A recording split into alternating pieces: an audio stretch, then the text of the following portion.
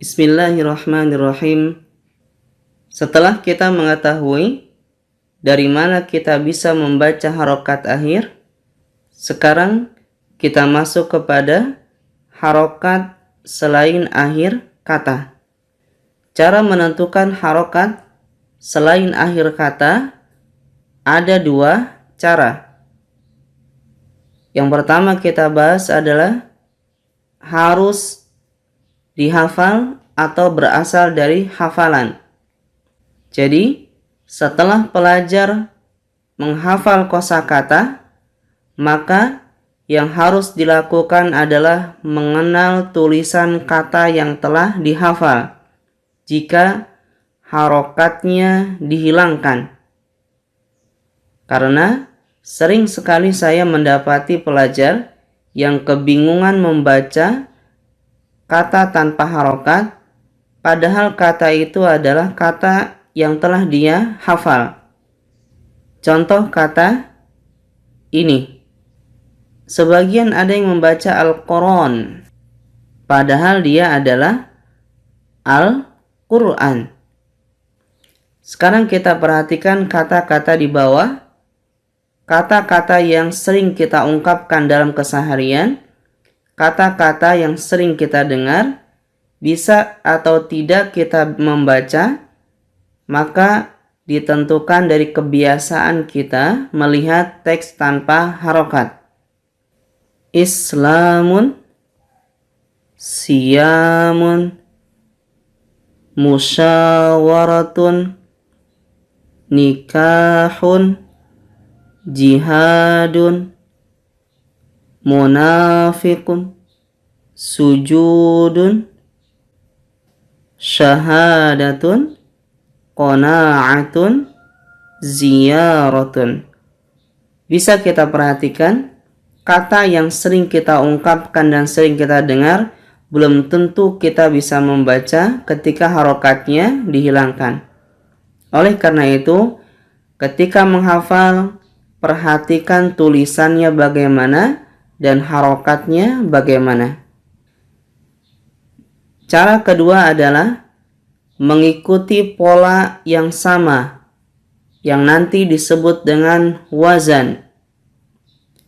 Sehingga nanti semua kata yang satu bentuk dengannya memiliki cara baca harokat yang sama. Kita ambil contoh bentuk taf'ilun dengan ciri khas ada ta di depan, ada ya, maka kata yang semisal ini harokat tengahnya sama seperti takbirun, tahsinun, tasbihun, tajwidun. Kita ambil contoh yang lain. Bentuk if'alun dengan ciri khas alif di depan seperti islamun, ihsanun, isbalun, imanun. Contoh yang terakhir kita ambil bentuk maf'ulun dengan ciri khas mim di depan dan waw sebelum akhir seperti maktubun, maqbulun, majmu'un, masyru'un. Ini adalah gambaran pola yang bisa kita samakan cara baca harokatnya. Dan untuk mengetahui pola-pola ini, maka kita harus masuk kepada perubahan ilmu shorof. Sehingga nanti kita bisa mengira bahwa kata seperti ini dibaca apa, kata seperti ini dibaca apa, dan seterusnya. Sekarang kita perhatikan wazan. Yang tadi adalah sebenarnya itu adalah belajar wazan, yaitu sebuah timbangan, maksudnya timbangan untuk kata yang memiliki pola sama. sehingga cara merubah dan cara membacanya sama. Sekarang kita ambil contoh yang lain. Wazan isim alat. Isim alat adalah isim yang menunjukkan arti alat suatu pekerjaan. Dan wazan isim alat dia ada 4. 3 macam diawali oleh huruf mim kasrah dan yang satunya tidak. Yang pertama adalah bentuk mif'alun. Seperti midrabun, alat pemukul. Mibrodun, alat pendingin.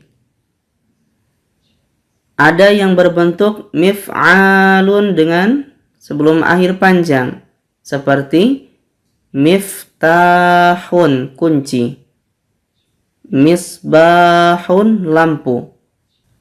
Ada yang berbentuk mif'alatun, seperti miknasatun, sapu, mil'aqatun, sendok. Bentuk dan cara bacanya sama. Yang terakhir, ada yang berbentuk fa'alatun, seperti sallajatun, kulkas, ghassalatun, mesin cuci. Inilah yang dikenal dengan wazan. Sehingga kita bisa mengira-ngira cara bacanya bagaimana dan harokatnya bagaimana. Selanjutnya adalah mendeteksi kata yang mirip. Dan cara yang tepat untuk mengetahui kata yang mirip adalah dengan memahami isi terjemah kalimat secara utuh. Disinilah banyak kelemahan orang-orang yang telah menguasai kaidah banyak karena kurang hafalan kosakata, akhirnya mereka kebingungan. Kita lihat kata seperti ini di dalam teks. Ini dibaca apa? Jawabannya adalah tergantung. Tergantung konteks kalimatnya sedang berbicara apa. Karena bentuk seperti ini bisa dibaca sunnatun, bisa dibaca sanatun, sunnah, sanatun, tahun. Maka untuk mengetahui dia dibaca apa, kita harus tahu konteks kalimat sedang membicarakan apa.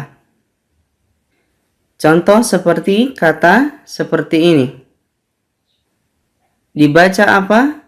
Jawabannya tergantung. Bisa dibaca ilmun, ilmu. Bisa dibaca alamun, bendera atau tanda. Ya, untuk mengetahui dia dibaca apa, maka harus pahami konteks kalimatnya sedang membicarakan apa. Maka disinilah pentingnya penguasaan kosakata yang banyak. Bisa dilihat contoh-contoh kata yang mirip ini. Selanjutnya, dalam bahasa Arab ada juga kosakata yang memiliki makna lebih dari satu. Seperti maudhu'un bisa bermakna tema atau palsu dalam sebuah hadis. Nah, ketika kita menemukan kata-kata seperti ini, terjemah mana yang akan kita pakai, maka jawabannya sama, tergantung konteks kalimat.